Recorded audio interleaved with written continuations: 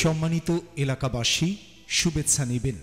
আসছে আগামী 30শে অক্টোবর 2024 ইংরেজি রোজ বুধবার খুলনা মুক্তি সেবা সংস্থা KMSS এর আয়োজনে স্টেপ টিভি পার্টনারশিপ এর সহযোগিতায় খুলনা 21 নং ওয়ার্ডে 5 নং ঘাট এলাকায় গ্রিনল্যান্ড কলোনিতে যক্ষ্মা রোগ নির্ণয় করার জন্য কফ সংগ্রহ শিবিরের আয়োজন করা হয়েছে।